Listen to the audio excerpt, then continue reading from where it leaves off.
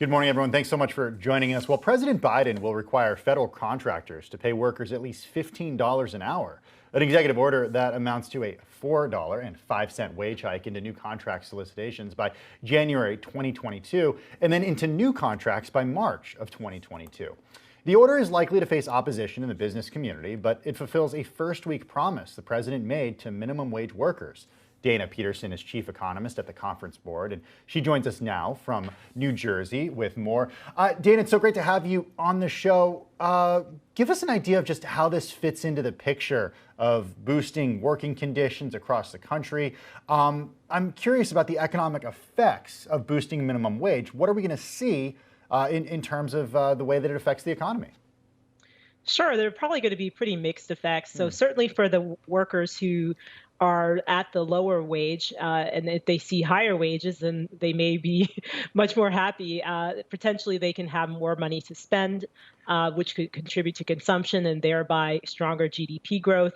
However, it also means potentially faster consumer price inflation as you have many more people who would potentially have these extra funds to spend.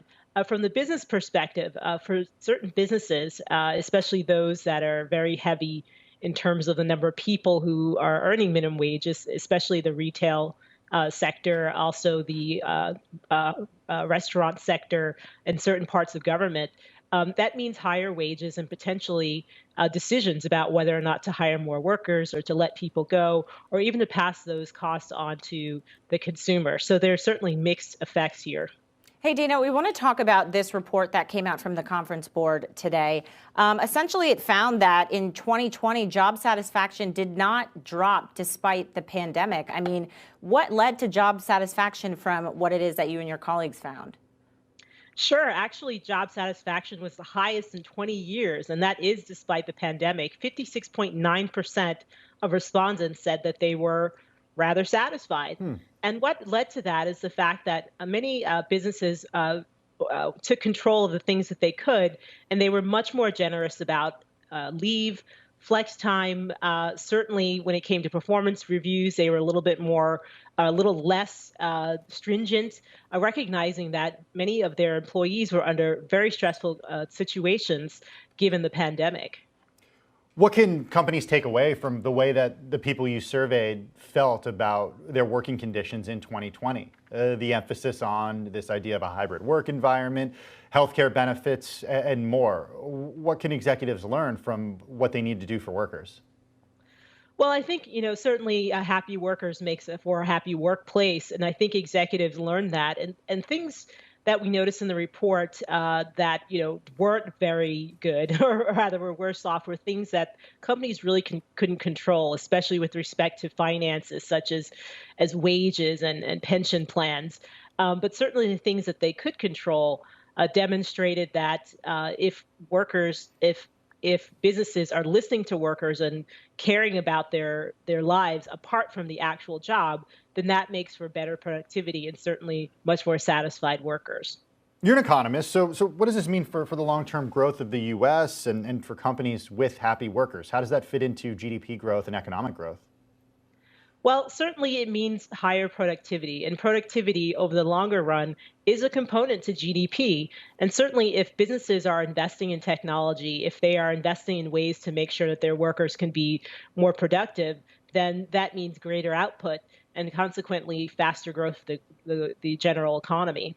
Dana, we also, this report that you and your team have out also comes on a day where the Washington Post and ABC put out a poll about women of color and people of color still feeling like they are financially worse off at this point in the pandemic than they were prior to it. So I wonder, sort of given what it is that you and your team found, and given where women of color and people of color are still struggling and still, having to work harder than a lot of their peers, how do corporations better target these employers so that these women and these people of color feel the same job satisfaction that you found?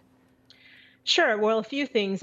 Number one, in our report, it turned out that the net effects of remote work might have been neutralized. On the one hand, some people found it better that they didn't have to commute. They enjoyed working from home, lowered costs. But for many other people, it just wasn't the best in terms of having to still care for children who are out of school or dependent adults, or losing visibility, which is something that's really important for different persons of color. And also, I think that report that you mentioned is consistent with what we've been seeing in the labor market data. Even while unemployment rates are falling, the overall unemployment rate has fallen. It's still very elevated for women. Well, not so much for all women, but certainly women of color. And also, when we look at women in general, many of them have left the labor force, especially women with children, because the pandemic has put those strains on them.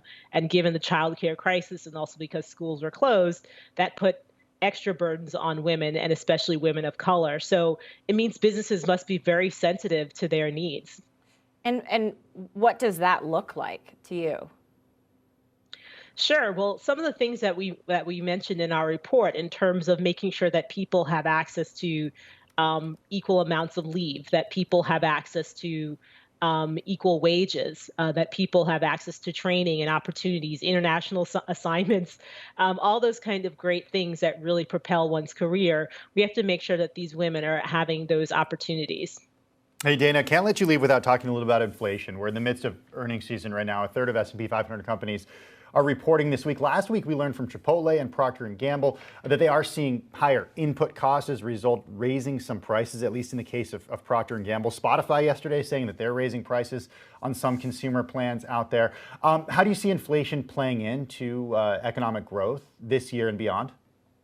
Well, we actually fully expect that there will be faster inflation. Certainly in the second quarter, some of it's going to be a function of basis effects. Last year, prices collapsed, and so you're going to have that roller coaster rebound. However, we do anticipate that many costs, certainly for food, energy, are going to be rising, and even for services as people switch consumption from mainly goods back towards in-person services. So this is all factored in. And plus, if you're looking at growth that's in the 6 or even the 7% range, then you're going to have faster prices accompanying that. So this is all to be expected. Well, Dana Peterson, thank you so much for your time and for sharing your insights on this new report from you and your team. Chief Economist at the Conference Board, Dana Peterson in West. Don't forget to like and subscribe.